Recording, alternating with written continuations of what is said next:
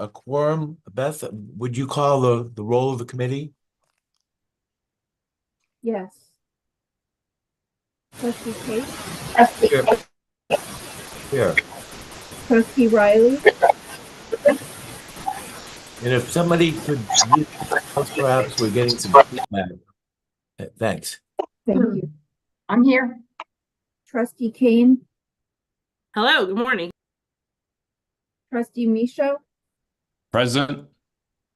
Trustee McMahon, Present. Trustee Flood. Here. I think that's everybody that I had. Okay, I know Trustee Moore is here as well. I don't know if there are other trustees who are not members of the committee who are also here with us this morning. I don't see anybody. So anyway, thank you for joining us this morning for the meeting of the FFT committee. We're going to be talking a lot this morning about philanthropy, about discounting, about other scholarship opportunities, and in chatting with Ryan, who had a very good idea that we're going to be dealing with these subjects again and again over the next few weeks in a number of different circumstances. So we thought in our April FFT meeting, we will come back and visit these subjects generally, particularly as they impact the budget. So we're going to get some of it today, some of it at our budget meetings, and we'll try to tie this all together. The other thing is that we have tasked the system to put together information about small campus fundraising and some opportunities for how that might work best going forward, how the system might best support those activities at what I'll call the smaller campuses. That report is due to us by the end of March. So we don't have that information yet, but we'll be getting it, and we'll be able to tie that into the discussion as well in April. So just a preview. So this morning, we're going to start with our annual philanthropy overview. And as usual, we're really pleased to be joined this morning by both Jeffrey Mills, who's the president and CMO of the University of Maine Foundation, as well as Ainsley Wallace, who's the president and the CEO of the USM Foundation. I think they're both very familiar to all of us. We don't always get to see them in our meetings, so welcome to both of you. We're glad you're here.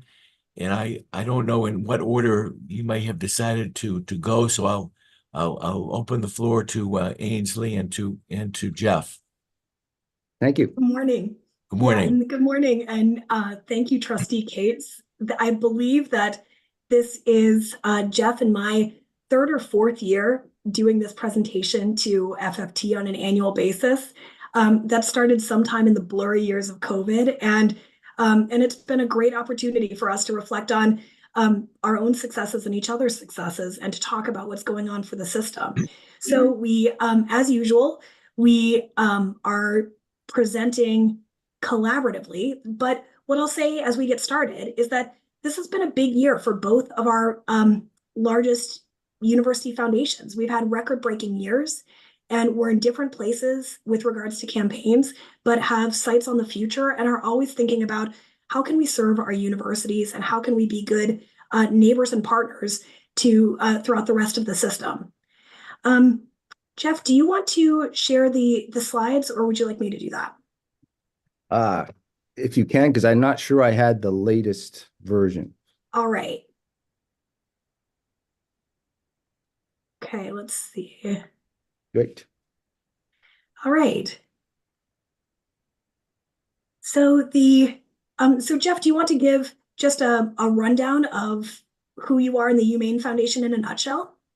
Yeah, so we're one of the oldest private foundations for a public university in the country, established in 1934 as an independent 501c3 organization. We have the two locations here at Alumni House, Buchanan Alumni House in Orono, and also at the new Graduate Portland Center in the Old Port. And yeah, as Ainsley said, record-breaking fundraising once again this year. We keep saying this over and over again when we appeared before you that probably next year we might not have a record-breaking year at some point, but we did once again. So very pleased to say that. And one of the things that I just want the trustees to be aware of is Jeff likes to say that if you've seen one university foundation, you've seen one university foundation. Like the models can be really different. And so when you're thinking about the UMaine Foundation and the USM Foundation, we're university foundations in different stages of development. We hope right now we have about 20 employees. We hope that we earn the right to grow to be over 40 employees like the UMaine Foundation. Our foundation includes our alumni association, and at UMaine, there's a separate alumni association. So we're a younger foundation. We were established in 1996, but we weren't actually staffed until 2017. So while the UMaine Foundation is older than the UMaine system, the USM Foundation has kind of the DNA of a startup. And so we look to Jeff and what he's led at the UMaine Foundation as aspirational for where the USM Foundation can go over the next couple of decades to come. We have one location on the same floor as President Edmondson's office in the Wishcamper building on the Portland campus. And like Jeff, we had a record-breaking fundraising year this past year. Jeff, the next couple of slides are yours. Okay. So we're in the planning stage for the overall campaign for the University of Maine. And President Freeney Mundy has been leading discussions, starting with the Board of Visitors, with breakout groups and others to try to come up with overall arching themes that we see as kind of the big themes that we'll be using in the next campaign. So these are the three big ones that we're working with right now. She's taken it to the Alumni Association Board. She's also brought it to the UMaine Foundation Board, our exec clubs. And so we are now working on developing cases for support for these overall general pieces of the campaign, and then we'll be breaking it down into individual areas as we move along. But it's sustaining the health of our planet and climate change, advancing research and teaching for tomorrow's innovators, and growing and thriving inclusive community of learners. And these seem to resonate well at all of the groups. Joan, do you want to say anything else on the process with that? Thanks, Jeff. I will just add that these came out of a project that I launched during the pandemic called UMaine 2025, which was a commission that had broad representation, including board members and others, to take a look at the future of the University of Maine. It will be part of the next iteration of our strategic plan that we'll be proposing to the board in the coming period. So yes, these have been widely vetted both externally and internally as organizers for how we think about where we are going. Great. So this breaks out the fundraising for this past year. You can see the different types of gifts that our national reporting goes into CASE, which is the Council for Advancement and Support of Education. That's used across the country. They have standards that are used for all schools so that you can get an apples to apples comparison when you're looking at numbers. And so when you look at this, the question that sometimes people ask is, so how much of that came in as cash this year? So approximately 70% of what you see on that chart comes in as cash this past year, with our endowments, our pledges, and our overall cash. And then we have a few grants that we're able to count also if they're seen and they fall within grants. Lots of times go on the academic side of the fence, but you're able to count ones that are considered philanthropic. So we have to work with the university, usually with Jason Charlin, to kind of, from the president's office, to kind of decide which way we're going, whether we're going to submit as a philanthropy type of gift or if it's going to be more of an academic type. And 95% of everything that you see on that chart comes in within 5 years. So the biggest change with that, difference with that, is you're able to, when you close a gift, we go up to 5 years usually on what somebody can pay their gift over. So with a lot of the large gifts, you'll see like the Phil Morse gift that we've announced or other gifts. The Alphon gift is going to be even longer time period than 5 years. We have to have them in writing, and they have to be set up so that they would go against an estate if it's an individual, so that you can count that. And almost every single gift that we've ever had come in that way has always come through. And so the system has even gone out and borrowed money based upon our pledges in the past. So those are the areas that come in. The one area that may come in within a year, 5 years, who knows, is bequest expectancies. You never know when those are going to come in. So and so that's the part that you kind of have there in your book, and you don't know when it's going to come in. The other thing that is interesting with what CASE allows and does not allow, lots of times I get people saying, well, you're having these record-breaking years because you're counting the Alphon gifts. They do not allow you to count the Alphon written pledges, even though they're in writing, because they require a match. And so you don't know for sure that you're going to get that gift because we have to go out and raise the match. So that only gets counted as it comes in, not through the regular matching type of program. So the other thing that for those of you that have been around and seen these numbers, over the past 6 years, this is over 100% increase in the amount of money that's being raised on an annual basis. And we've been recognized at the national level with CASE because of the extreme changes that we've had with being able to raise so much more money over the last 6 years. And as we transition, I just want to say two things that I think that Jeff has led that are so smart. So one is I think when you look at these transaction types, bequest receive, bequest expectancy, planned gift annuity, planned gift trust, Jeff and his team have put a huge emphasis on planned giving.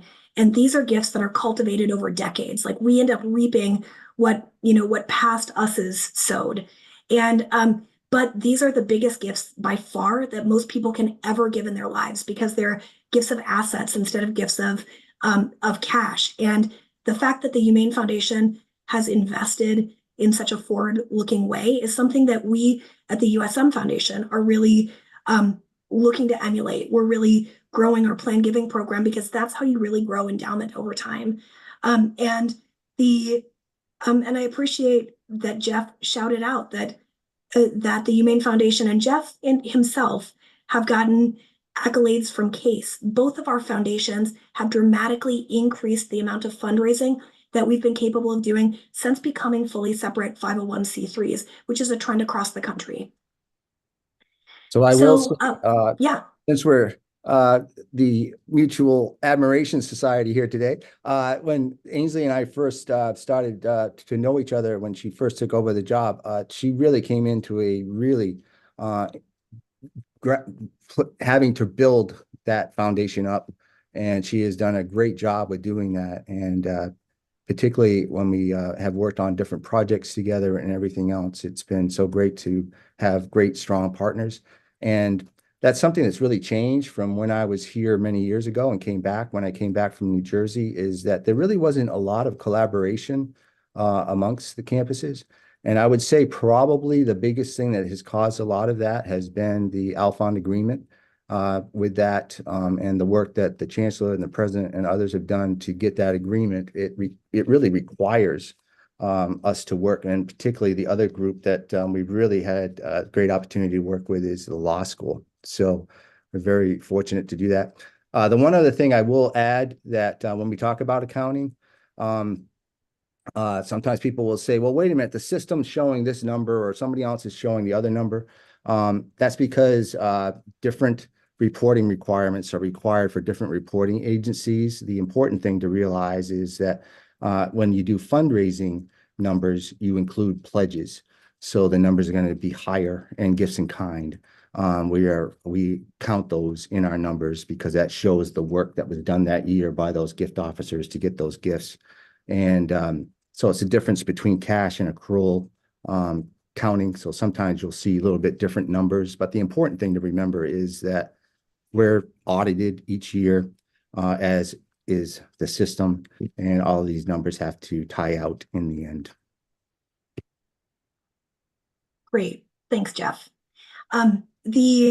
I thought that what Jeff maybe was going to mention is that also the USM Foundation has been recognized by CASE. And so we also a couple of years ago. I hope you didn't think I um, wasn't trying to snub you in any way, but you had already no, mentioned it, never. so yes. No, I'm just joking with you, Jeff. No, Yeah. like Jeff said, working together on the Graduate Center in phase 1 really gave us the opportunity to develop such a strong partnership and a warm relationship. We talk all.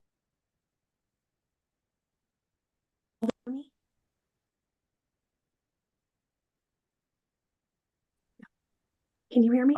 Yeah, we lost you for about. I 2 lost seconds. you for a second there, but I think I got you. No. Okay. So I'll just move forward in case you can't hear me again.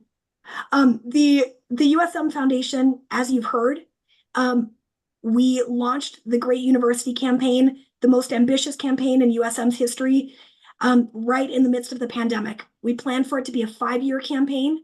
We thought that maybe under the right conditions, we could raise $42 to $46 million over 5 years.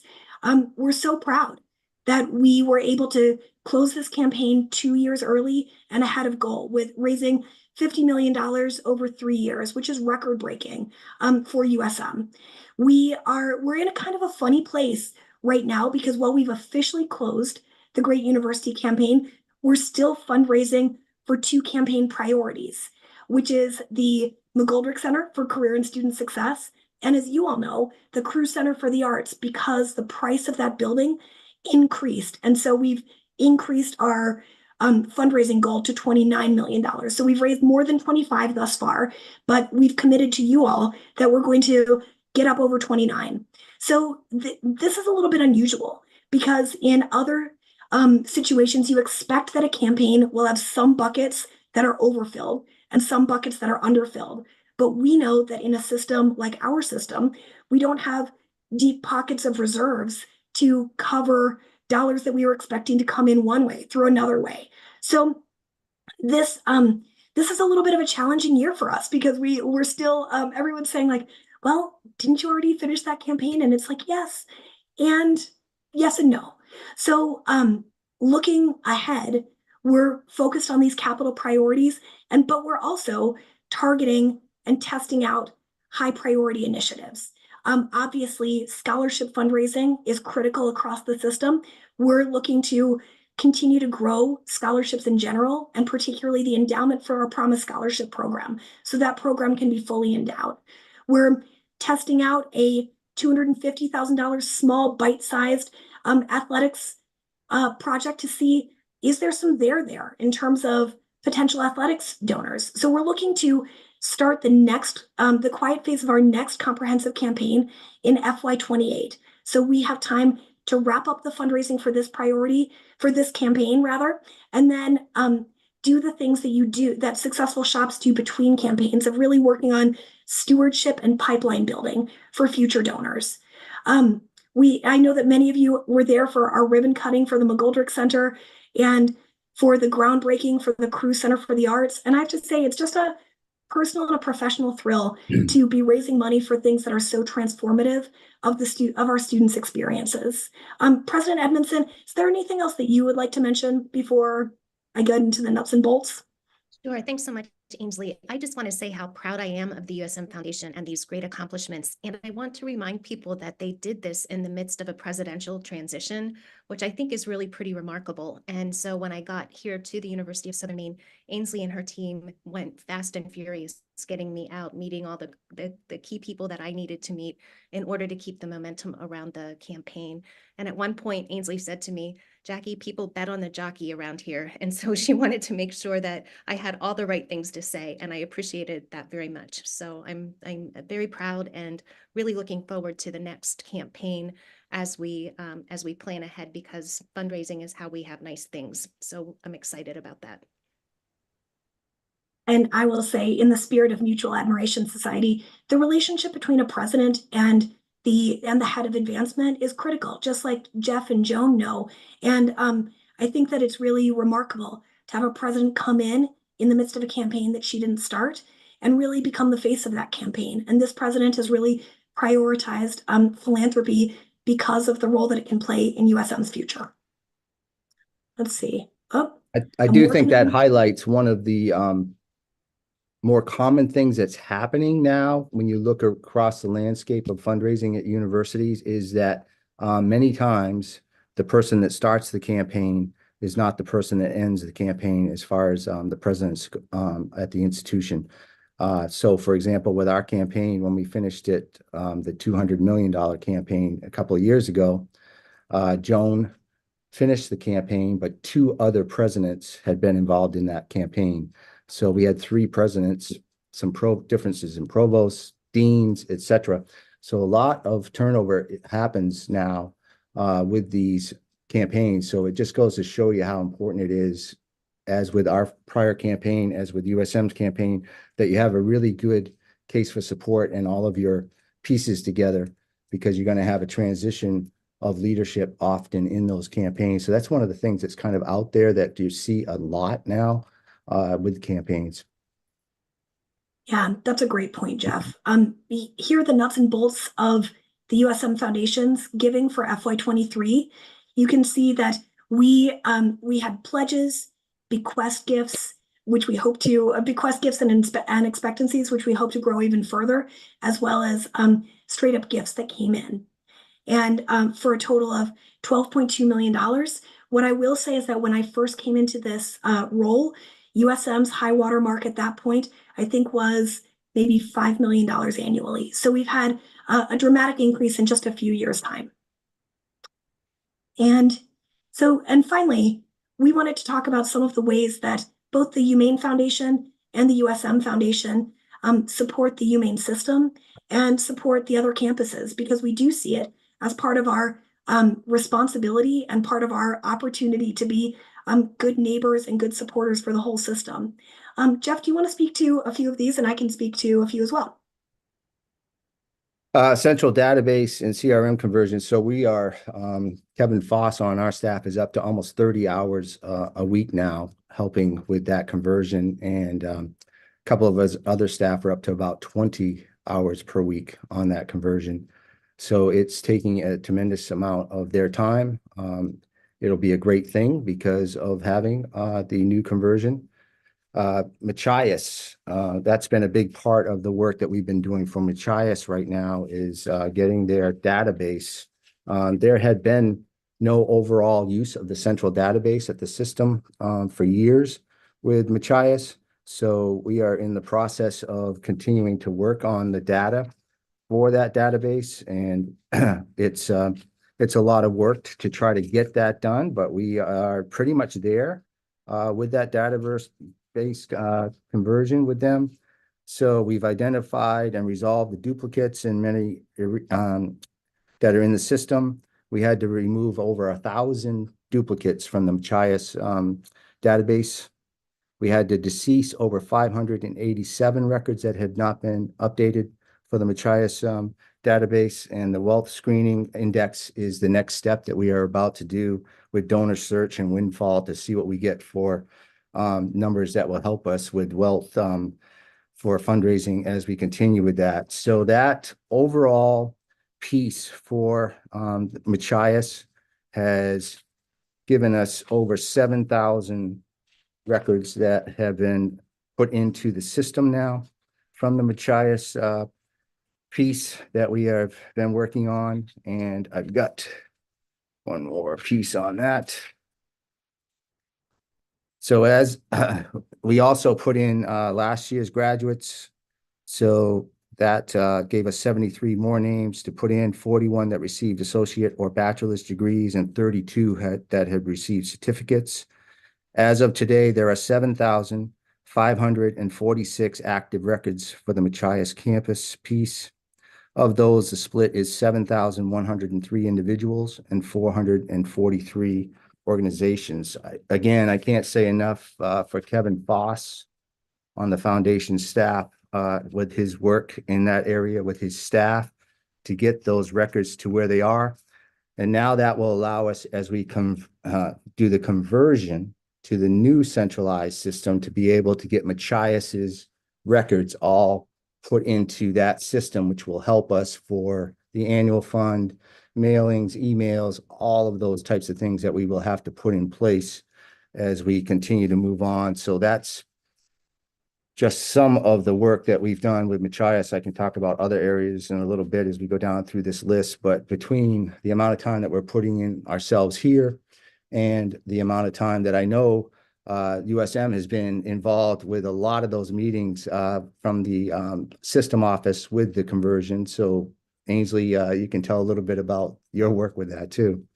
Yeah, absolutely. So our CRM conversion, basically this is our donor database that's used across the system, and we're moving from a product that's now being sunsetted to something that has Salesforce behind the scenes. And like Jeff said, it's going to be great when it rolls out, and it's incredibly time consuming right now. We did not bank, like it was not on our like campaign bingo card that we would be in the middle of a database conversion, but these things happen. Right now, it's taking my staff about 80 person hours per week on the CRM conversion. So it's not insignificant.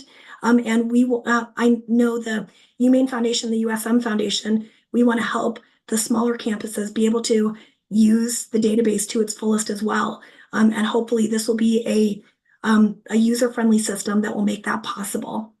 So some of the other ways that we are involved with other campuses are, as Jeff has already mentioned, with the UMS Transforms campaign and the Harold Alfond Foundation, with bond issues, something that I learned in 2018 was, as someone newer to the system, is that historically the UMaine Foundation has led like the fundraising for bond issues because we are not employees of the UMaine system. In 2018, the USM Foundation, newly separate, was able to lead that fundraising and lead a lot of those efforts in service to the system, working extensively with Sam Warren and Ryan Lowe. And then we also are happy that we have collegial relationships across the system to be available for general advice and support. I know that both Jeff and I met with President Cushman recently as she's contemplating her next move in advancement. And there are a lot of opportunities where we speak with other leaders across the system and think about, help think through, what opportunities there are and where we might be able to, partner or share lessons that we've learned along the way. So the other thing I'll mention is the great partnerships we've had with the presidents that have been appointed during the last few years. Up here, also deans and others, provosts, others that have been just great to work with, but particularly with the Machias campus piece, the head of campus there with Megan Walsh. She has been just what was really needed in that area, and she has not only a great way of working on her own campus, but with those of us that are helping down there too. Sarah McPartland Good, who's one of our senior directors here at the foundation, is just an incredible employee. Again, I'm so fortunate. I have the best staff I've ever had anywhere in my career in all three places I've been. She has been helping down there, and she and Megan have been doing visits together. Many of you saw Joan Ferrini Monday do the announcement of the over $2 million gift from Machias that we received, most of that coming in a planned gift, but $172,000 coming from the sale of their home. Also down there from the faculty members with the Larsons. Also, she has just recently worked with another gift that they've done closed for $20,000, which will be designated for Machias. Also, they're working with some others that they've made some smaller gifts with. And so also Megan has been working beyond the alumni base and faculty with also Bar Harbor Trust and others that are down there. And of course, Machias Savings Bank. And Machias Savings Bank, when Joan Ferrini Monday and I met with president down there, said that this is how seldom he had met with people from the Machias campus over the prior years. And so this is really a great thing to see, is the outreach that's happening from Megan, from Joan, and others that are down there to try to build beyond the alumni base, because that's one of the areas that hopefully we'll be able to see more giving as we look to try to build out the fundraising for down there. Gift processing, we've helped with several campuses also with that. We also have, with University of Maine Presque Isle, we have Lewis and Miriam Battis Scholarship, which we have done. Fort Kent, the Joan and Sandra Bouchard Scholarship for students at Fort Kent. Farmington, Catherine Baird to support the Alumni Association at UMaine Farmington. System-wide scholarships recently, we did the Nancy DeWild, we did the Jim Page Scholarship for the system-wide, and we did the John Lisnick Scholarship for the system-wide. So we continue to work in those areas, and of course, the Chancellor asked the UMaine Foundation to take the lead at the to try to get the first phase of the Harold Alfond grant for the Maine Center done. We did that with Ainsley and Jennifer Crane at the time, the head of the Law School Foundation, as the wing people, as they called themselves, to help out with that campaign. So that was a major piece because the timetable was so short left to be able to get that campaign done, and we were able to raise that money on time and go over goal. So again, that has helped us a lot with being able to be involved. Bond issues, we have worked, particularly this last bond issue. UMaine had hardly anything in that bond issue. It was mostly for the other campuses, but it was needed, and they needed our help with raising the money to be able to get out there to do the marketing and the advertising and getting donors out. So we helped with that, along with getting our alumni networks and others out there to vote for those bond issues. That's going to be probably, if you were to ask, one of the areas that is going to be critical as we look to being able to do more foundation fundraising in the future. Most of the major capital projects today that have to be done could not be done more than likely with just fundraising. If you take a look at the Furland building, engineering building, if you look at USM's recent buildings, what really got that to the point where Furland, where both Eileen and Jim decided to support us. When we first went to them and asked them to name that building, they said, come back to me when you get serious. Once we got that bond issue and we knew that we had that money, they came forward with that $10 million gift because they knew it was going to happen. So I know it's difficult with the political process and the way things are today. Speaking as a recovering state senator and state rep, I realize that it's even more difficult to get those passed today, but that's going to be critical as we move forward with that, or getting the bonding limits lifted, as was the case with engineering or other things. Those two things are going to really help us to be able to go out and do really great things, which is what foundations are for, and to get donors excited. So those are, and we get asked for advice all the time. Both Ainsley and I just met with Jen recently, the president with the University of Maine at Augusta. So we were pleased to meet with President Cushman with University of Maine at Presque Isle. I visit up there when I'm doing my visits with their advancement office. Deborah, who works there, is a UMaine alum. So we're very pleased to see that. A weird thing, while I was up there, I was going up the stairs by the president's office there, by President Rice's office, and I got a phone call. And so I was standing there in front of Don Zillman's portrait when they told me Don Zillman had passed away. What a coincidence. It was just kind of eerie to be standing right there in front of his portrait. So we continue to do that. Farmington, in the past, we've gone down, both Eric Ralston and myself, when Eric was heading up the development office. We went down as a team to work with Farmington on their fundraising plans. So we're always available to do that and try to help as much as we can, to give advice. As you know, just to get to the level of fundraising from last year, that's $120,000 a day. I have to constantly remind our staff that we have to raise on average. So we certainly want to help a lot of these other areas, but we have so much that we have to do every single day to stay at that pace. So it is something we try to do and try to be helpful, but it's something that we're always cognizant of, is the amount of time that it takes to do these things.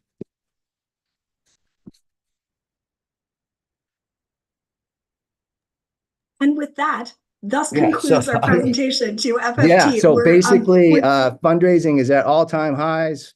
We continue, just this last 60 days, the University of Maine closed $102 million worth of gifts.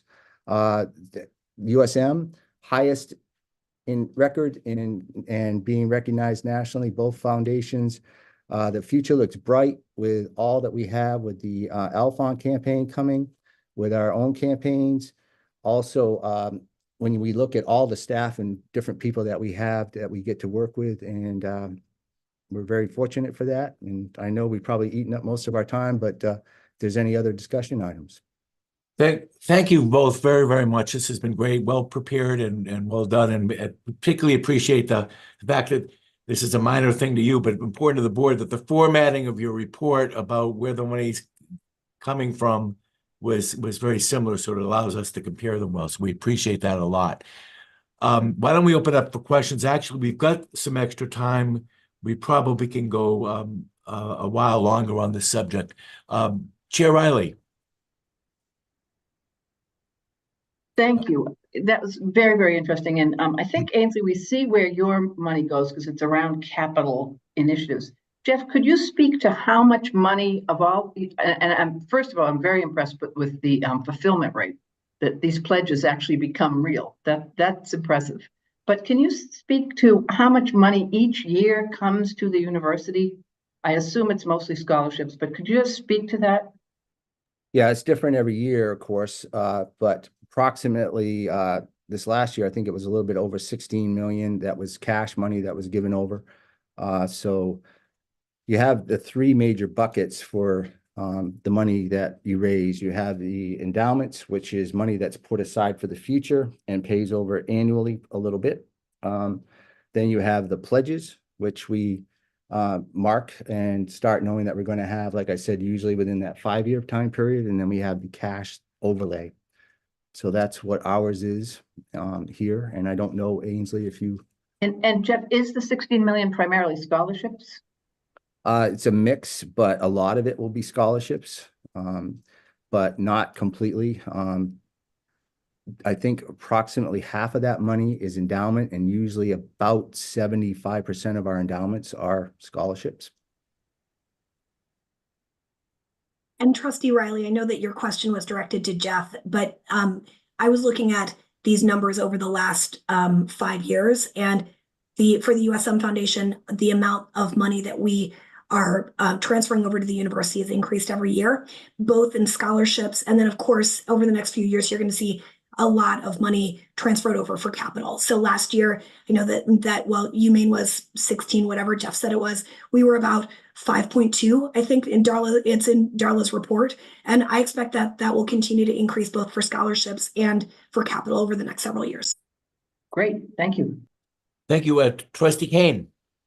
Thank you so much. That was an outstanding presentation. I love that it's historic numbers, and absolutely plan on you coming back next year and having more historic numbers. Have great faith. I think the question I have is, you heard from the chair at the top of the meeting, we're going to be getting some recommendations back, I think, from the chancellor at the end of March on the other campuses. And we learned President Softly announced at our lead meeting, which was just 10 days ago or 8 days ago, about the law foundation having a staffer now. I think is it right, President Softly? Did I get that right? Was it? Yeah. And so I think my question for the two of you is, as we're thinking about this writ large, what advice or what things should we be looking for as we think about expanding the infrastructure for fundraising for the smaller campuses? Because I think you both offer, as you said, different models, but there's certainly basic infrastructure that we want to do more of. And so I'd just love to ask sort of the quick advice question to the two of you. That's a great question, Trustee Kane. I think that some of what I would consider, I know Jeff and I talk a lot about supporting the smaller campuses, and if we could wave a magic wand, what would we have? I think that something that's important to note is that it's easy to look at major gifts and planned gifts and say, we just need to get some of those. And what I think is important to consider is the entire donor cycle, and that there are a lot of unglamorous pieces that lead to those bigger outcomes, like developing, like having a donor database, having an annual fund, getting leadership, having the infrastructure to process leadership annual gifts, like of $1,000. That's the base where you're going to get sustainable major gift and planned giving potential. You have to have a way of stewarding those gifts. You have to have the infrastructure for gift processing so that people are getting accurate receipts in a timely fashion.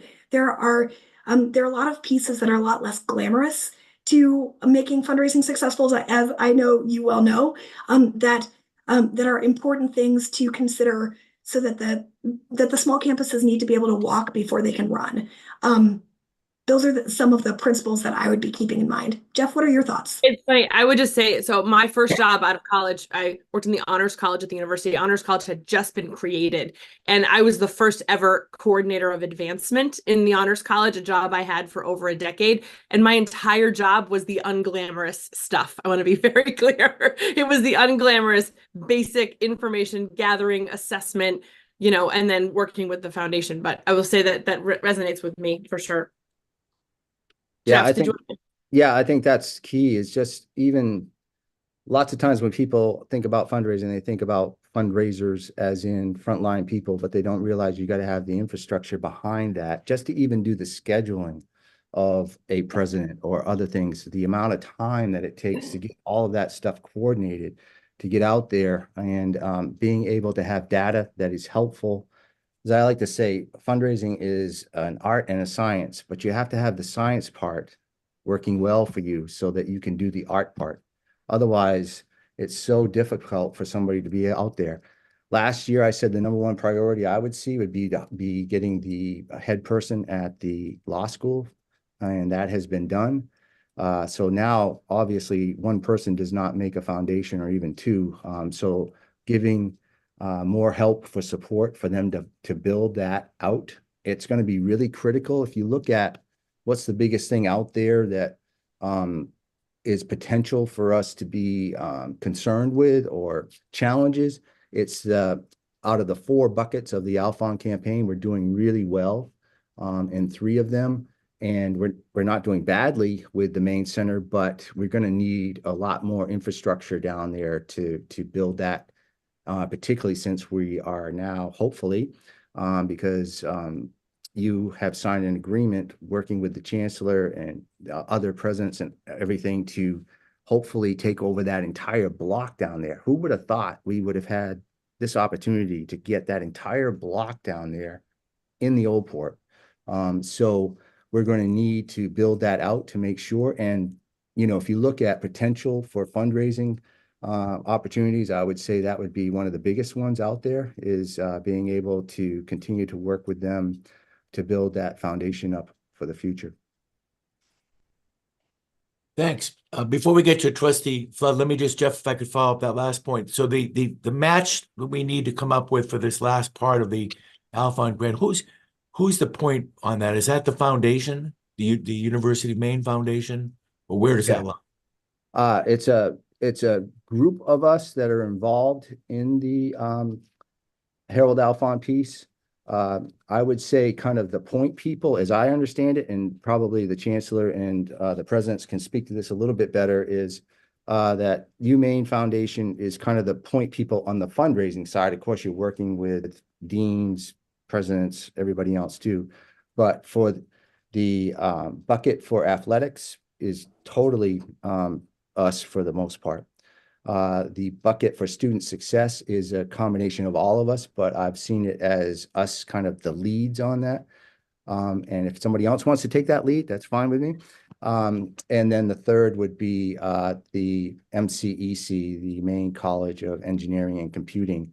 But that's the third bucket that I see us having more of the lead with. And then the Maine Center, as I understood it, I believe, is Maine Center Ventures head, and also the law school.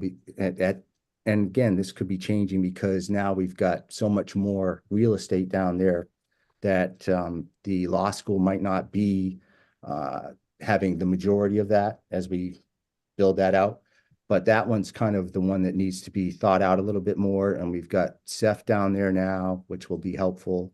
We've got the new person coming in to work with Lee. So we've got a lot of great things happening. But maybe the chancellor or the presidents can talk a little bit more about how they see all of that happening. But that's kind of who I have understood were the leads of those 4 buckets. Thank you. Pat, before we get you, I think President Farini Money wanted to weigh in on that point. Thank you, and I'll just be brief. A reminder that we have also a sort of historic agreement with the Alfond Foundation for UMS Transforms that the match can come from 4 or 5 different categories. So what we're hearing about today, the philanthropic giving that is the purview of our foundations, is one of the 4 different ways in which that match can be realized. Other categories include federal funding, state funding, some kinds of system funding, as well as corporate philanthropy, which is of a different sort. So I just want to be clear that there are point people in all of those different areas working very closely together. Thank you. And the one other thing I should have mentioned, Mr. Chairman, was also a shout out to Grace Garland, who is kind of the centralized person for all of the money as it comes in, for making sure how it's being counted and presented to the Alfonds, along with a lot of other things that she's helping us with. Thank you. Trustee Flood? Thank you. Thanks for the presentations. Appreciated them very much. My question is pretty basic. I probably should know the answer to it, but I don't. It sounds like an awful lot of effort is required to develop the new donor database. I heard that conversation it sounded like it's very important. I just didn't know if the database that we're converting to, is that a universally accepted, widely used database, or is that something that we've created specialized for our needs? I just didn't know where it was developed. So thanks. Ainsley or Jeff, would you like me to take that one? Yes, Yeah, please. David, that would be great. Thank you. Good question, Pat. So we are adopting a platform called Ascend, which is a plugin that operates on the Salesforce backbone, as Ainsley had referenced. This is a rather sophisticated, robust donor management platform that is in use at several universities and systems across the nation. So we have great confidence that we will be able to take full advantage of the efficiencies and the services that tool will provide. But more importantly, we also are having all of the universities join into this single instance while segregating their data by how it's coded. So that means that we'll be able to support that platform centrally and offload some of the burden of maintaining, of the foundations having to maintain their own system. So it will be a win-win, but as you've heard, there's a lot of work that goes into it, and we're running as fast as we can to go live on that. Thanks. Chancellor, did you have your hand up earlier? Actually, Joan did a lot of what I was going to do. In total, we've actually raised a match for Alfond. The reality is it's not necessarily in all the right buckets. So clearly, with respect to the law school and the MBA program, the center itself, we have a long ways to go.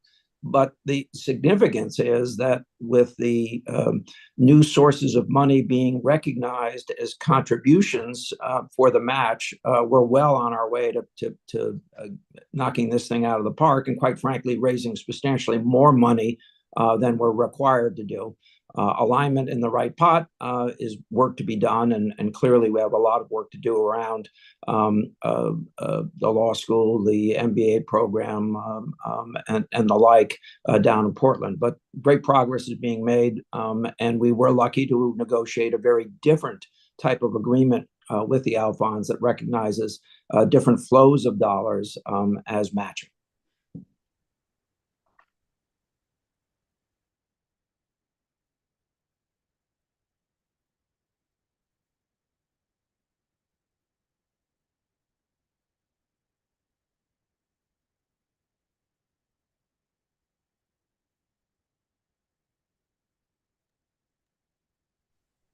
Roger, you're muted.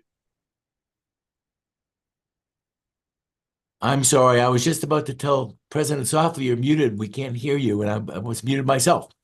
Sorry about that. President Softly.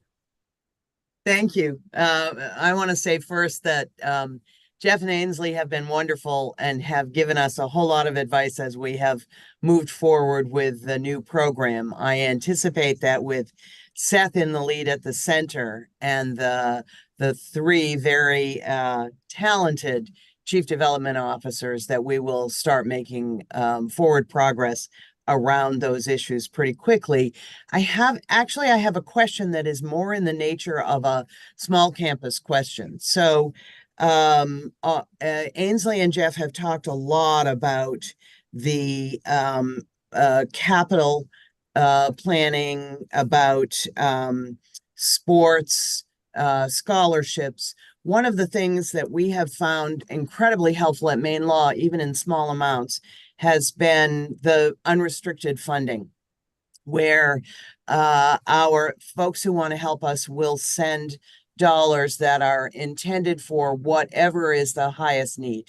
And that's actually been very helpful around issues where we need to be nimble, where we want to be innovative, where we want to try small pilots. And I think for the smaller campuses, some of that unrestricted funding is going to be important for all of us as we move forward. So I just wondered, for Jeff and Ainsley, do you have a way of talking about highest needs unrestricted so that the universities themselves get those dollars quickly rather than tied up for years, in order to be as nimble as we need to be, particularly with some of the Alfond issues?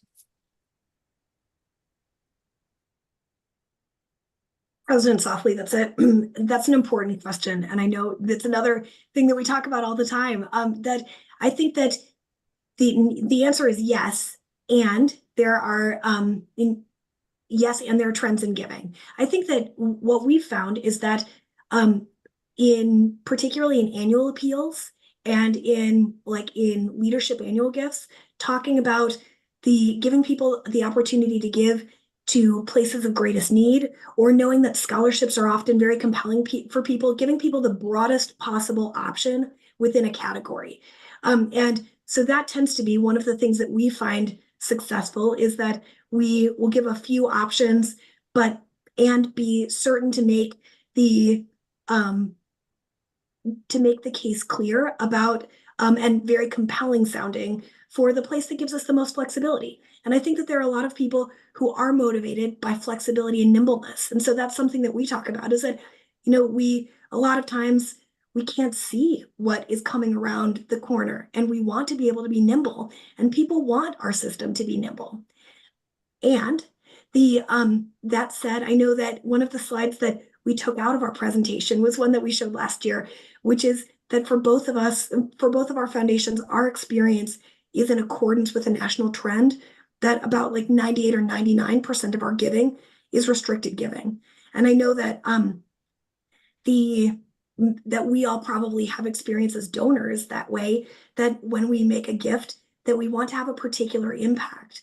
And so we work very hard with donors to understand what's the impact that they're trying to make, and then talk about how to make that in the way that gives us the most flexibility. For my gift to our Great University campaign, it was one of my first major gifts.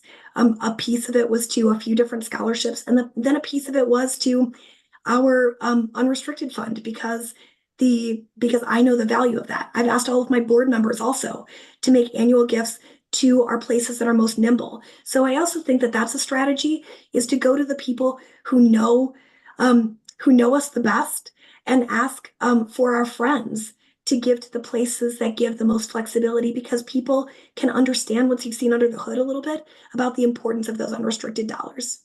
Jeff, what would you add? Yeah, I think it's one of the biggest challenges out there, is trying to get people to give unrestricted. All of our annual fund appeals, everything, the biggest box right at the top is asking people to give unrestricted, to try to get people to do that.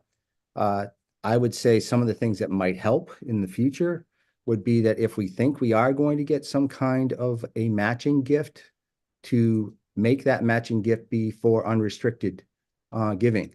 I think that would help a lot if we were meeting with people and say, if you give to this bucket, the Alfonds or whomever are going to match it. I think that would give us a lot more incentive to be able to get people to give unrestricted.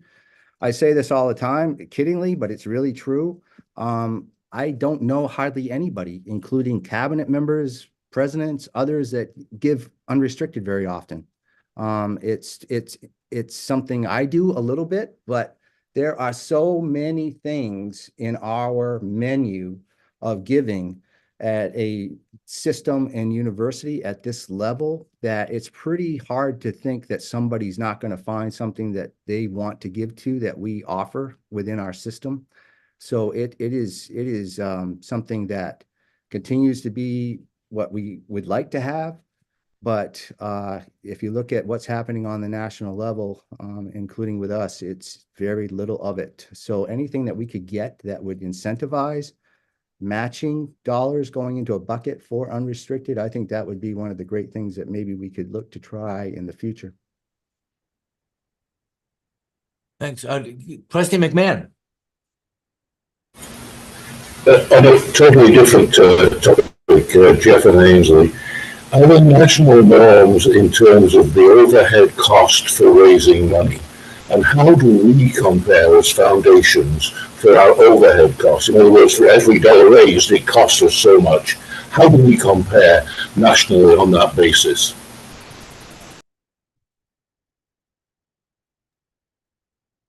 Jeff, do you want to go first on this one? Yeah.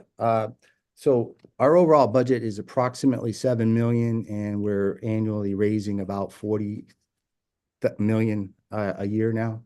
And the cost to the university is somewhere around 2.8, I think, and has not gone up for several years, at least 6 years.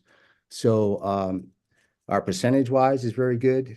Nationally, when you look at those kind of numbers, we stack up very, very well as a foundation. Yeah, and I would add, Trustee McMahon, great question. There's a metric within the field that we measure cost to raise a dollar, and what you'll see as as the system invests in advancement at smaller campuses, for instance, that the cost to raise a dollar depends on where you are in the life cycle of maturity.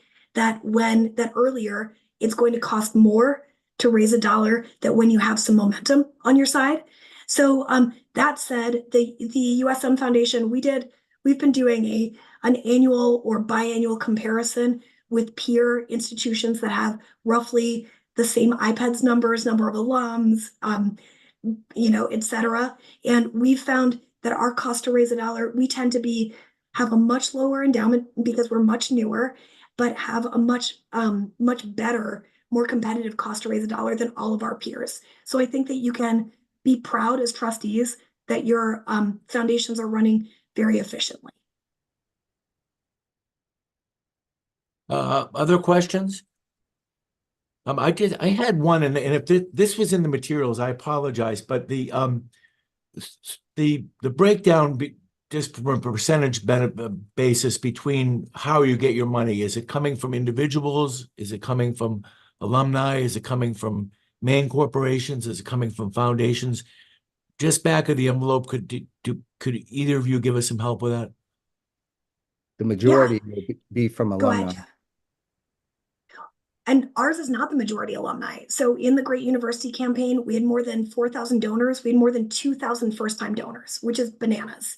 And for us, more than, particularly amongst our major donors, our majority are friends. That people, there's kind of a different reason why people support a flagship than why people support, a comprehensive university in the economic center. And so we think that there's a real opportunity for us to grow our alumni giving, but also we want to continue to look at what's working with friends. What Jeff and I have often talked about is that we've both gotten some really great corporate philanthropy gifts. And there was an article recently in the Chronicle of Philanthropy that talked about how corporate giving has dramatically changed as corporations have become less community-based. And so the national trends are that the vast majority of philanthropy comes from individuals, whether they're friends, alumni, current giving, or bequests. And then foundations and grants proportionally tend to be a lot smaller. Thanks very much. But any other questions? Mr. Chair? Yes, I'm sorry. Yeah, could I just add, just wanted to add from a system perspective that, probably my first 5-6 years here at the system, I don't know that I met with either of the foundations more than once or twice probably in that whole time. And, really since 2014, 2015, somewhere in that time, just Jeff and then Ainsley have just been great partners. Jeff talked a little bit about the bond, the help they do, kind of providing that infrastructure for a bond campaign that would be incredibly difficult for the system to try to pull that off. And for the longest time, that was really the big contribution. That was the once every 2-year conversation that we would have with the foundations. And now they're just really great partners for the system as a whole. We've talked about the contributions to the Transforms project, without a doubt, regularly involved in that. And then the same thing with capital construction projects. And we've had a number of those at USM in particular in the last few years. We've had cost challenges there, and Ainsley and the foundation team is consistently at the table helping us kind of troubleshoot how we're going to close gaps. And so just wanted to acknowledge from a system perspective that two really great partners. And so we thank both the foundations and both the presidents for kind of allowing that flexibility as well. Thanks, Ryan. And if there are no other comments, thank you both again, Jeff and Ainsley, for your excellent presentations. And I know they're always available for other questions if people have them going forward. And again, we're going to look forward to discussing fundraising and philanthropy at some of the smaller campuses. I know this has been important to a number of the trustees, including Trustee Moore, who's on the call. So we'll get to that as we move along. So again, thanks, and we'll move on to the next agenda item, which is the FY 2023 annual report on gifts, fundraising, and endowments. We don't have a presentation plan on this report, but Darla Reynolds, who's Director of Accounting, is available to address any questions that any members of the committee may have regarding the contents of the report. Again, this is something, as you know, we get each year. So are there questions for Darla on this report, which is at tab 3, I think? Excuse me. Tab 2 of the agenda. Questions? Chair, if I might, there's just Please. one comment I'd like to make about the report, and it's following up on a point that Jeff had made about the fundraising and gift revenue dollars being different depending on what the reporting need is. And the numbers he and Ainsley had presented were in line with the reporting that goes to CASE. So it includes things like pending bequests. And the report that's in tab 2.1 of the materials is a cash-based report. So it's the gifts that came in, whether it's a straight out cash gift or it's a payment on a pledge. That's what's in this report. So it's what's immediately available to the universities to spend in accordance with the donor's wishes. And the fundraising dollars, Ainsley mentioned campaigns to support the Student Center and the Performing Arts Center. Those will flow into the university's financial statements as the monies are paid over to the University of Southern Maine as construction occurs.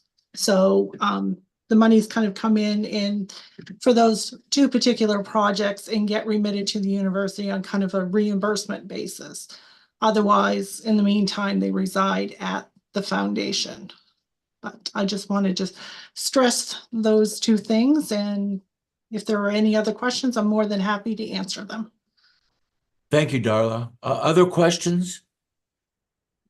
Darla, I did have one. I'm looking at the slide. It's on actually page 49 of our handouts, I think. There's a very small amount of money that apparently comes to the system from individuals that doesn't come through the university foundations. How is it that does somebody give money to the University of Maine system? I've just never heard of anybody doing it. What is that line for? So yes, the smaller campuses in particular may have gifts coming directly to them. Even with the two foundations doing the gift processing for UMaine and for USM, there are still some donors that give directly Oh, to the universities. So those would be reflected in those lines. But as you can see, for those two particular universities, the foundations are the primary donors because they're getting the gifts coming in from the from corporations and individuals and alumni. And so on their books, those are the donors. And as they remit the monies to the universities, they become the donor for the universities. thank you. So if you were to look at one of these reports from, say, 10 years ago, before the foundation started doing the gift processing in that manner, that the percentage of which that the foundations represent as a donor would be lower than it is now. Thank you. That's helpful. Other questions at all for Dollar, or questions or comments on this annual report? I'm not seeing any, so thank you very much. Appreciate the report, and we'll move on to our next agenda item, which is a tab 3, which is the FY 2023 Real Estate and Lease Activity Report. And we're going to hear from Gretchen Catlin, the Chief Facilities and General Services Officer. Good morning, Gretchen. Good morning. Thank you for having me today. This report is presented in alignment with Board Policy 801, Acquisition of Real Property, and Board Policy 802, Disposition of Real Property, which both require an annual report summarizing our real estate transactions. In addition, I wish to highlight that our alignment, this also aligns with the University of Maine's strategic goals, particularly Commitment 2 and Effective Infrastructure Portfolio Action 2. Our efforts in real estate management directly support advancing a financially sustainable and effective infrastructure portfolio. By optimizing the use of leased spaces and implementing strategic collaborations, we continue to identify efficiencies in our infrastructure. There are some important notes when reviewing this report. First, we note that there was one disposition of real property with the sale of our system offices located at 16 Central Street in Bangor.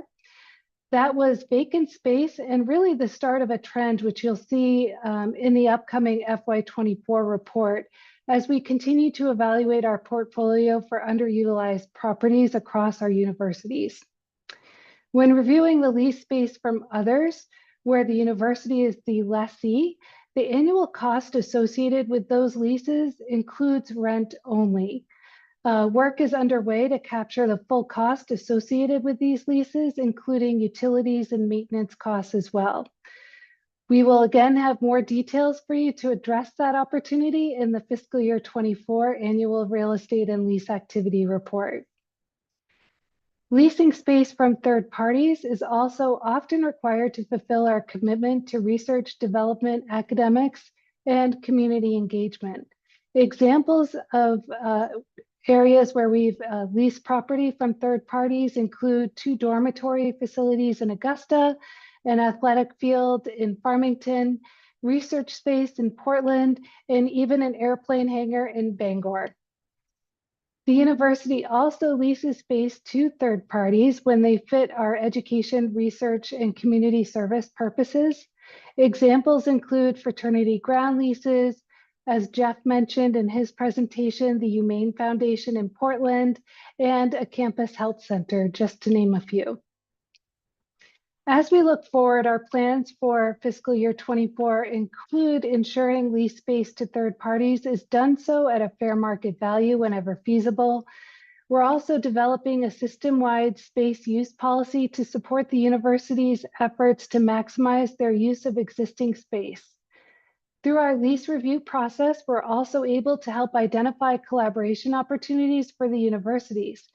For example, if someone is looking for office or research space in a particular town or region, the system can review existing leases or campus space availability before we enter into a new lease. These real estate and leasing efforts are strategically aligned with the University of Maine's system goals, focusing on financial sustainability and infrastructure optimization. Our actions reflect a forward-thinking approach aimed to address the strategic aspirations of our university system, ensuring that our real estate assets are effectively managed for the benefit of our academic research and community missions. So with that, I open it up for discussion, comments, questions. Thank you, Gretchen. Questions or comments about this report? So this is really helpful to see these all in one place. When a lease expires, is there a process by which I'm sure they do it anyway, but the campus will look to its own internal space availability, perhaps a program which is stopped and now has space available before a lease gets renewed or a new lease is put in place? Yes, so as we navigate that, that is part of the revamped review process that we now flow through. So those, before they're renewed, they have to go through the chief business officer for review and sign off. And then we also do look at the existing space to make sure we're not overextending ourselves to third-party leases unnecessarily. Thank you. Other questions or comments on this report? Okay, I'm not seeing any. Thank you very much, Gretchen. Thank you. Appreciate it. So the next agenda item is at tab 4. It's a lease authorization request at the University of Maine for the Gartley Farm in Presque Isle, and President Rainey Mundy will tell us about this.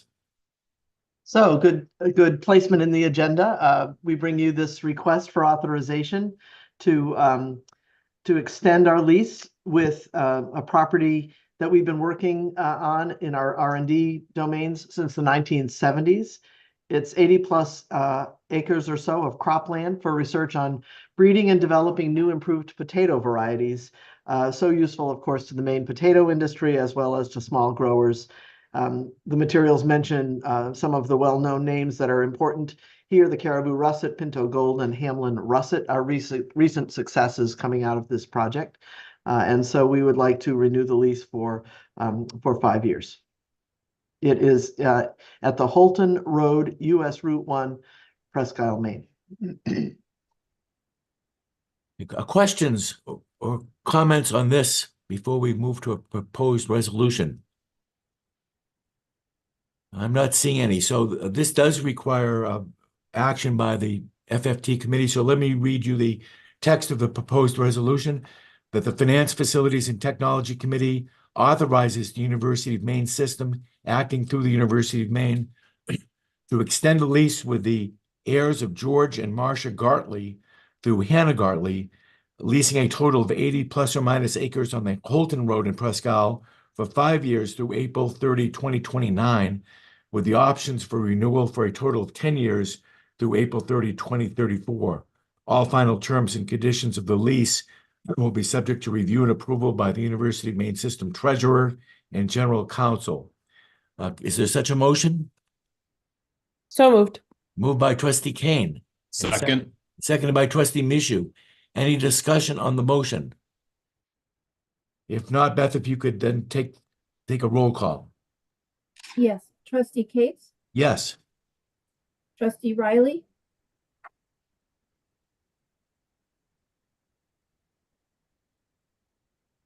You're on mute, Trish.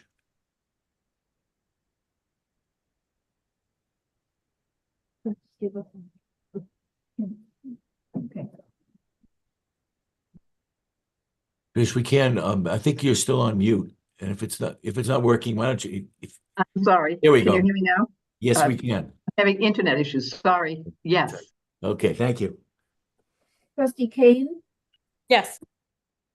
Trustee Michaud, Yes.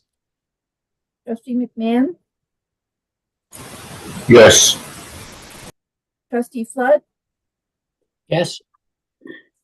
the motion carries. Thank you. Our next agenda item is at tab 5, our review of active projects and projects with a value of $250,000 or greater. And as usual, will be presented by David Demers, our Chief Information Officer. Good morning. Good morning. Thank you, Chair Cates. So I believe you all have the presentation. We're going to focus exclusively, as has been the case for the past several months, on the repaving Main Street project. And I'm going to go through the slide presentation, and we'll have some time at the end if there are any questions about the project. This is the overview. These are the overarching goals of the repaving Main Street project, really focusing on enabling new functionality within our HR and finance systems by moving to modern cloud-enabled solutions, and then eliminating a lot of the barriers that exist within our current student information system to support more collaboration opportunities across the system. Right now, we are marching along on both endeavors. Our cloud project continues to go, although at a slower pace than we had originally envisioned. So we will talk a little bit about that, and possibly the need for adjusting the timeline is likely in the cards for our cloud solutions. But we are making steady progress. It's not like anything is stalled. It's just capacity limitations and weather hasn't helped us as well in moving this forward. On the Campus Solutions reimplementation side, we are very near toward reaching a significant milestone, and that is completing the initial phase of our design for the work that will be undertaken with that particular project. So I'm going to start with that one, and then we'll come back to the cloud project in just a second.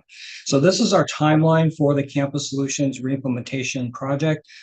We have been spending the past year plus really going through a deep dive of how our current Campus Solutions system is implemented and some of the customizations that have been put into place that are getting in the way of our ability to use the platform to support goals under unified accreditation. You'll see that red line there. That's where we are. And as I mentioned just a second ago, we are marching toward the final phase of developing the overall project plan, at least for the first steps to actually start to do the work that we all need to do to make sure that the Campus Solutions environment supports student success across the board. So that includes taking a hard look at the over 700 recommendations that have been brought forward by our implementation partner, ERP Analysts. Our core team, which is comprised of our Student Services Steering Committee, and that includes representatives from each campus and each functional area, Registrar's Office, Financial Aid, so advising, so on and so forth. That group has taken ownership over shepherding this process along, so they are coordinating with all of the various functional units to go through each of the recommendations that have been put forward and actually prioritizing them. So we are taking a good hard look at what we call the bucket one items right now. And these are relatively high impact but low effort recommendations, meaning that there isn't a large technical configuration change that is going to be required to pull these off. So in other words, things that would be called low-hanging fruit. That we can do in an immediate and get an immediate benefit from. So we are prioritizing, looking at those, and then the core team is now looking at then what the second phase of that might look like, and how do we start to prioritize with the capacity that we have, with the funding that we have, and the time that we have, how to sequence all of the changes that we want to make into the system in a way that will make logical sense. And that will be the final formulation or allow us to build that overall reimplementation project plan. So as it stands right now, there are a couple of risks that we have been talking about all along. Currently, our Campus Solutions system is up to the latest revision or the latest version from PeopleSoft or from Oracle. However, the underlying, there's a tool called People Tools, which basically is the nuts and bolts of how the actual system works. We are at a couple of versions behind on that particular platform. So the People Tools platform needs to be up to the latest standard. So getting up those two versions up to speed so that we can actually start to do some of the larger wholesale changes that are on that recommendations roadmap. So we're going to start with that low-hanging fruit, being able to take advantage of the system we have today, and then building around that some of the things that will require a little bit more time and effort in testing and assessment as we go forward. In terms of next steps, as I mentioned, the core team is really starting to look at those bucket 2 recommendations, and these would be things that are going to require additional in-depth analysis, maybe some prototyping in a separate environment, just to test to see if these are things that we would get benefit from and that we want to invest our cycles to actually pull these off. So that is the work that's going to be kicking off very shortly here, but we are marching along and helping the team to manage all of their dialogue and recommendations and tracking for documentation and requests for additional information through a comprehensive database system that will actually be used to allow us to report to the FFT on our progress on many of these items. So by the time the next FFT report is due, we should have a better sense of what that initial first phase of that reimplementation plan will look like. And it'll be a very exciting time because we've been talking about looking at the system for way too long, and it's now time to actually start to get the work in queue. And I will just say when I close out this particular segment that the engagement that we've had from all of the campuses and all of the functional units has been very gratifying, and they are excited about the possibilities, and they are as eager as everyone to get to a final finished state, but they also recognize the tremendous amount of work that it's going to take to get there. So moving on to the cloud implementation. So right now we're under this particular timeline, which has us targeting going live in our cloud system for both HR and finance as of July 1st of 2024. I'm going to put an asterisk on that because it'll become clear that we are likely not going to be able to achieve that particular outcome. On the HR side of the fence, we are making good progress. We recently wrapped up our application 2 review sessions, and that was for recruiting, our core HR system, onboarding, compensation, time and labor, just wrapped up this week. So this is all marching ahead, and we're getting the feedback we need from each of the campuses and each of the users of these areas to actually make the final tweaks for the final 3rd application build. And that 3rd application build will be the one that we will start to test all of our integrations and our systems, and then make those final tweaks before we punch the button and go live. However, the amount of time that it's going to take to get that done between now and July, it just is not going to be sufficient, unfortunately. So we are continuing to push ahead with a more logical plan of attack for getting this project done. In addition to that, in parallel, we are running with, or we are just wrapping up now our 2nd application review of the ERP systems. This includes our new chart of account structure, which is a significant change from our current chart of account structure. However, I think we are all in agreement that there is great potential with how the new system is going to work to create efficiencies and allow us to leverage the tools designed as a platform, as opposed to the way we have PeopleSoft sort of customized and modified to achieve the goals of the University of Maine system right now. We still are finalizing our strategy for integrating our existing purchasing and expense platforms, and that is Jagger and Concur. And we are hopeful to be able to get that final plan in place so that we can start to work on building that out so we can see it as part of the 3rd application build. As I've been mentioning, our timeline is currently at risk, and this is due to several factors. I will say that none of these factors include that we are stalled or that there hasn't been engagement for many of the areas. Everyone that we're working with on the cloud project has been highly dedicated and committed as many cycles as they can, but unfortunately, we are reliant upon people that have full-time jobs as well, and the amount of time it takes to make very complex decisions and making sure that we're making the right decisions has taken a little bit more time than any of us would have liked or that we had originally planned. We have seen some significant turnover in several areas as well. And as I mentioned previously, right in the middle of our scheduled application 2 review sessions in December and early January, we had several cancellations, which is just going to happen in Maine. And those are things that were just unplanned, and we had to delay and defer and kick things things down the road a little bit.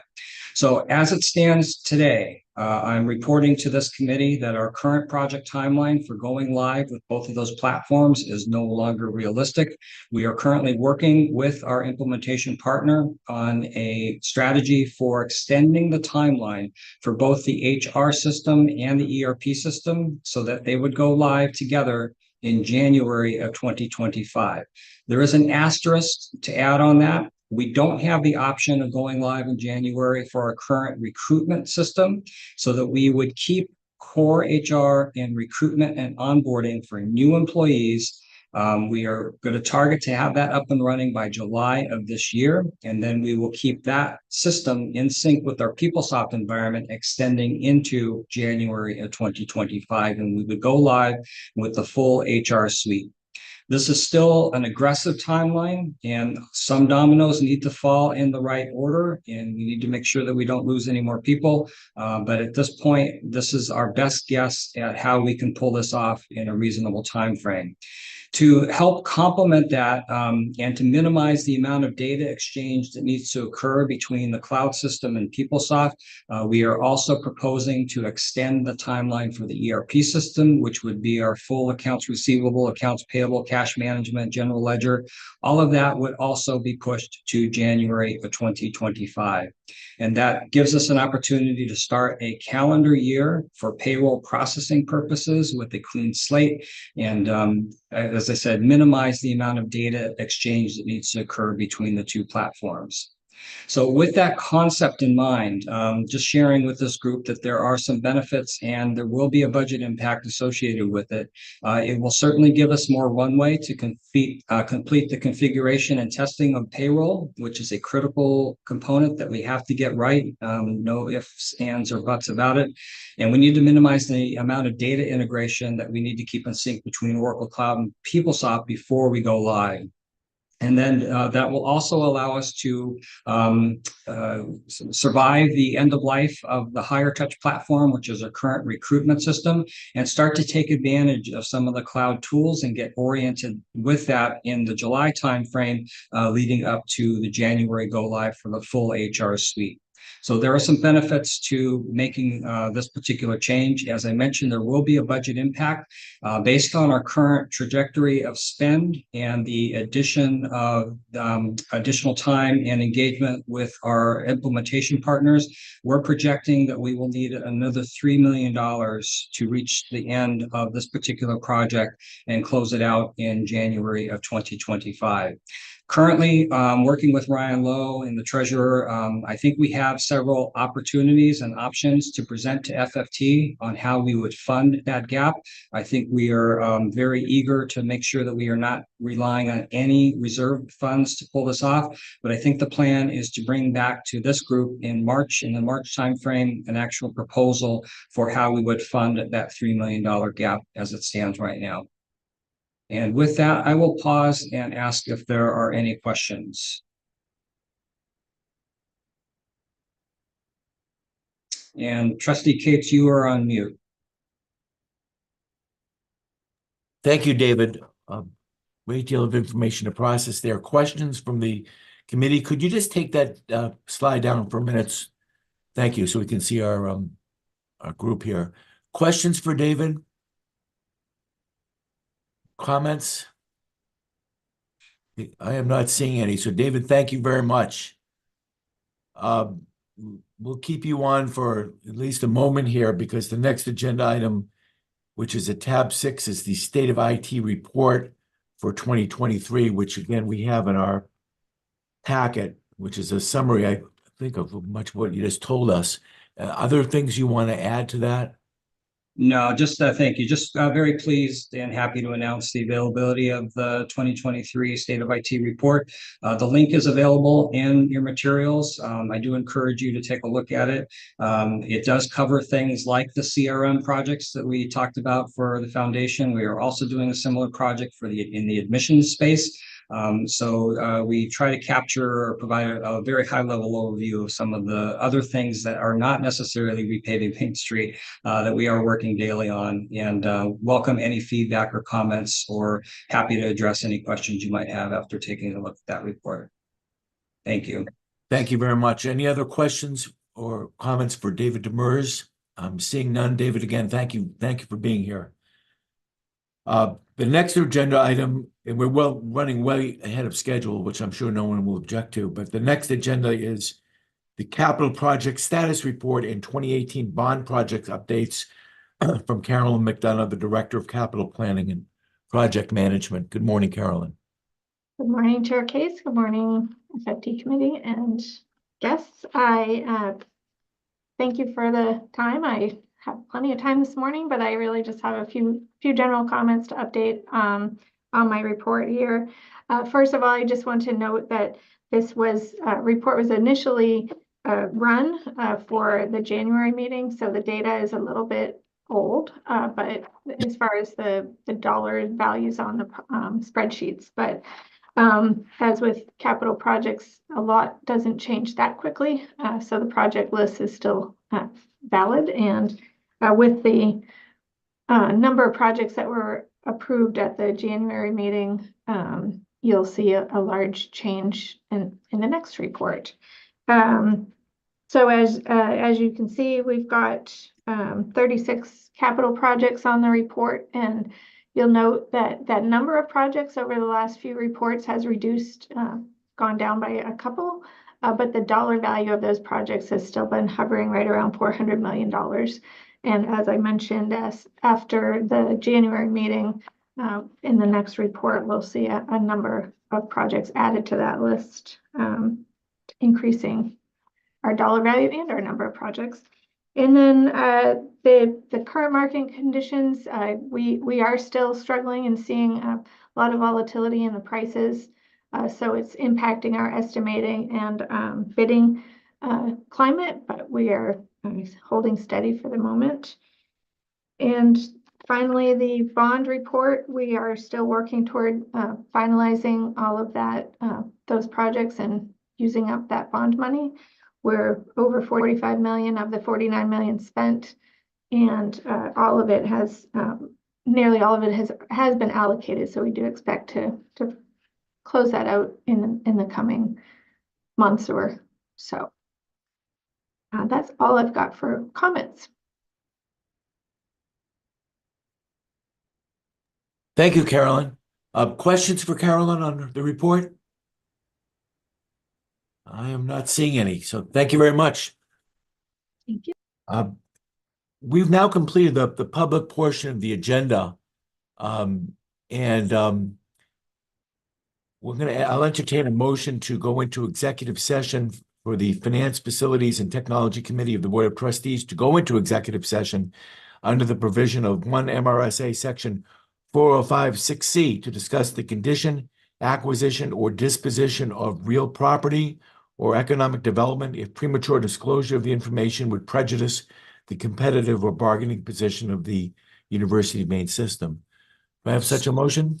So moved. Moved by Trustee Mishu and seconded by Trustee Kane. Thank you. And just before we take the vote, for all of our guests here this morning, thank you very much for being with us and for your presentations and for your attention. Once we come out of executive session, we will just be adjourning, so the public portion of the meeting is effectively over, but thank you for spending part of your morning with us. So, Beth, could you call the roll, please? Yes. Trustee Cates? Yes. Trustee Riley? Yes. Trustee Kane? Yes. Trustee Mishu? Yes. Trustee McMahon? Yes. Trustee Flood? Yes. The motion carries. In one moment, I'll move you into the executive session. Okay, and for those of us going to executive session, it's now 10:33. How about if we reconvene at 10:40? Take just a few minutes. So she'll transfer us over and we will reconvene at 10:40, and to everybody else, have a great day.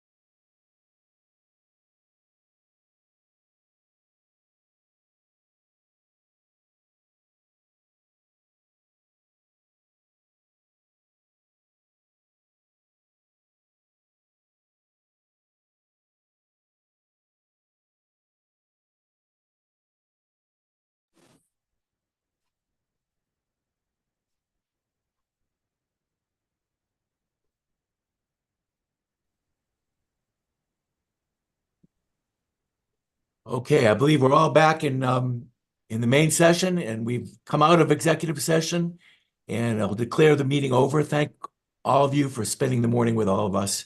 It was a great meeting. Thank you, and see you all. Thank you. Thanks, Roger.